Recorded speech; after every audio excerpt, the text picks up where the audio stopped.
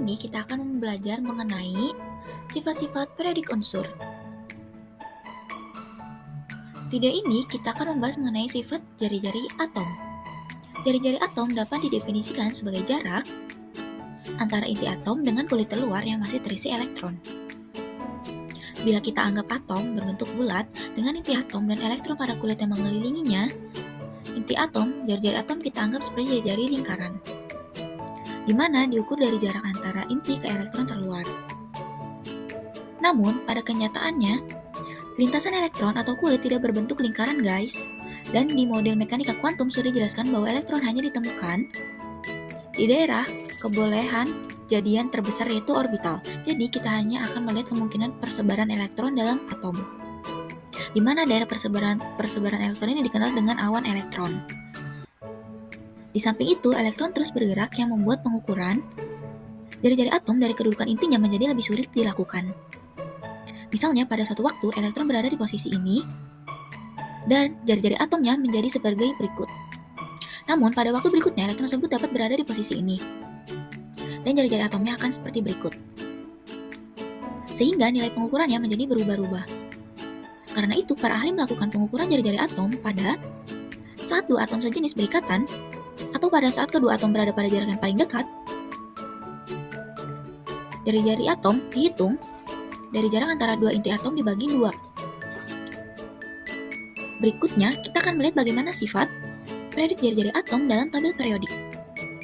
Yang pertama, dalam satu periode, kita contohkan pada unsur-unsur di periode ketiga, atom Na di paling kiri dengan nomor atom 11 dan atom Ar di paling kanan dengan nomor atom 18. Atom Na memiliki konfigurasi elektron 2, 8, 1. Atom Na memiliki 11 proton pada inti dan 3 kulit dengan 1 elektron pada kulit berlebih. Atom Ar memiliki konfigurasi elektron 2 dan 8. Atom Ar memiliki 18 proton di inti dan 3 kulit dengan 8 elektron mengisi kulit terluar. Pada gambar tersebut, bisa kita lihat bahwa meskipun elektron yang ditarik pada atom Ar lebih banyak dibandingkan dengan atom Na, namun elektron-elektron tersebut sama-sama berada pada posisi yang sama, yaitu di kulit ketiga. Atom Ar memiliki ukuran muatan inti yang lebih besar akibat jumlah proton yang lebih banyak, yang menyebabkan gaya tarik inti terhadap elektron terluar menjadi lebih kuat, sehingga jari-jari atom Ar lebih kecil dibandingkan dengan jari-jari atom Na. Maka kesimpulannya yaitu, dalam satu periode dari kiri ke kanan, muatan inti atau proton bertambah. Sementara atom, sehingga elektron terluar menepati kulit yang sama, hal ini membuat gaya tarik inti terhadap elektron terluar makin kuat, sehingga jari-jari atom semakin kecil. Berikut merupakan grafik tren jari-jari atom seperiode.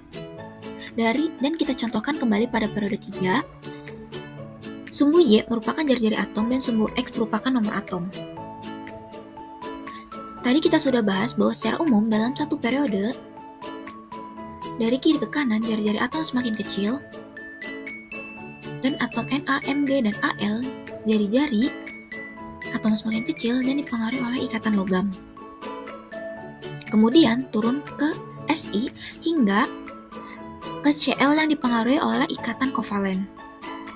Namun, pada gas mulia karena tidak membentuk ikatan, A diukur pada saat 2. Gas mulia berada di jarak yang paling dekat satu sama lain. Dia pengaruhi dan diukur oleh gaya van der Waals. Ya, apa sih yang dimaksud dengan gaya van der Waals? Nah, nanti kita akan pelajari di gaya antar molekul di bab ikatan kimia ya guys. Yang kedua, sifat periodik jari-jari atom dalam satu golongan. Kita ambil contoh pada unsur golongan 2A. Atom Be yang terletak paling atas dengan nomor atas atom 4 dan atom Ra yang paling bawah dengan nomor atom 88. Atom berlium memiliki konfigurasi elektron 2 dan 2, di mana terdapat 2 kulit dengan 2 elektron pada kulit terluar. Atom radium memiliki konfigurasi elektron 2, 8, 18, 32, 18, 8, 2, di mana atom radium memiliki 7 kulit dengan 2 elektron pada kulit terluar dari Sini bisa langsung terlihat guys bahwa jari-jari atom Ra lebih besar dibanding jari-jari atom Be akibat jumlah kulit yang lebih banyak. Jadi, dalam satu golongan, dari atas ke bawah jumlah kulit terus bertambah. Hal ini membuat gaya tarik inti terhadap elektron keluar semakin lemah sehingga jari-jari atom semakin besar. Video ini kita akan membahas sifat afinitas elektron dan elektronegatifan.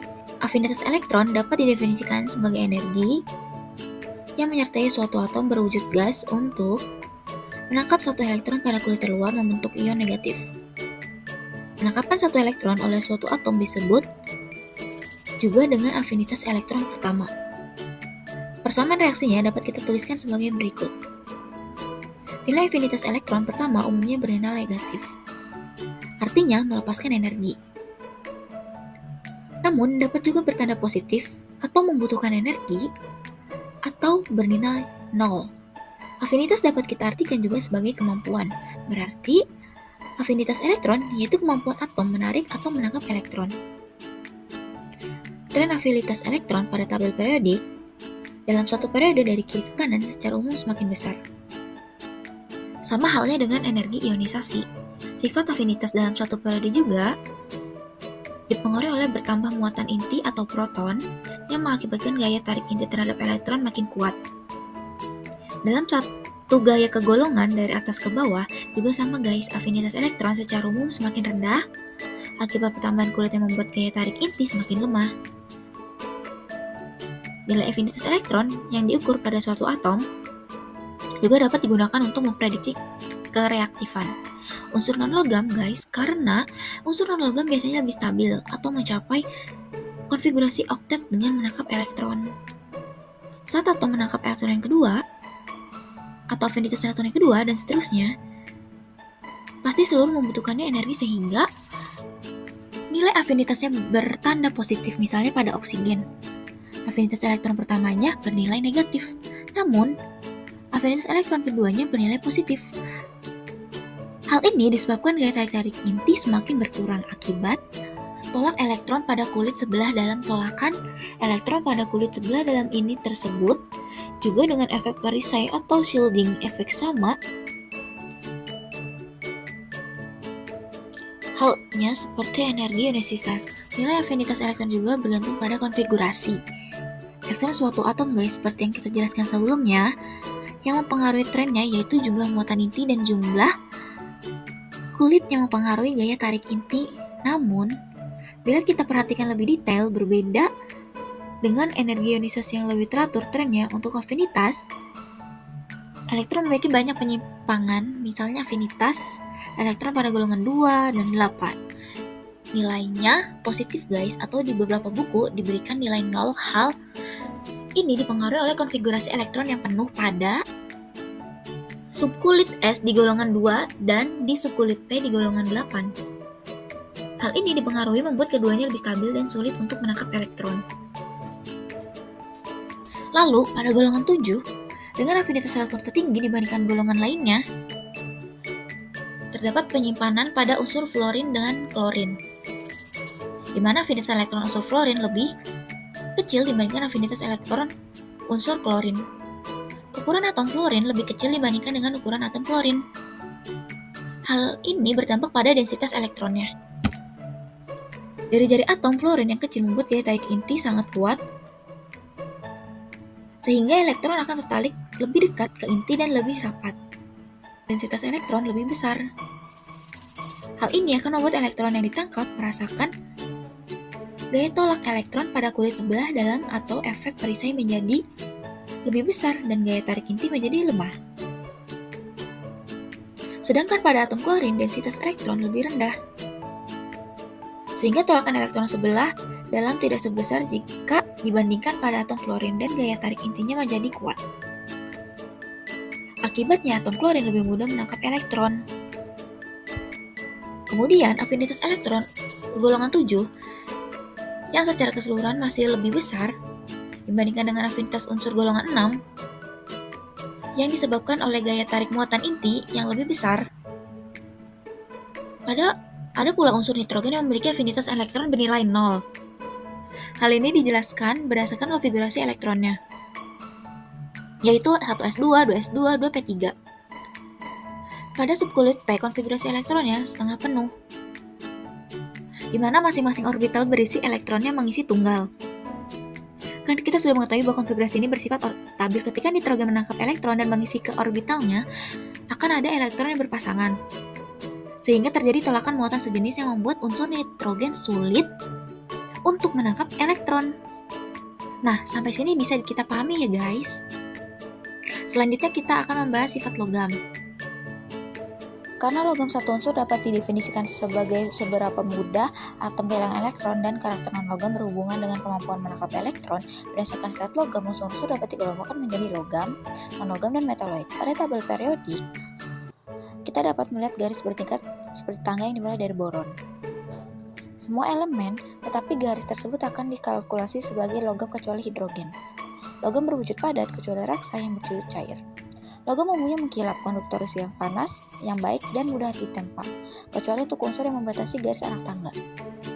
Unsur sebelah kanan gas bersama dengan hidrogen dikalkulasi sebagai non-logam. Non-logam memiliki sifat yang berlawanan dengan logam. Listrik dan panas kurang baik. Elemen yang membatasi garis tangga dikalkulasi sebagai metaloid.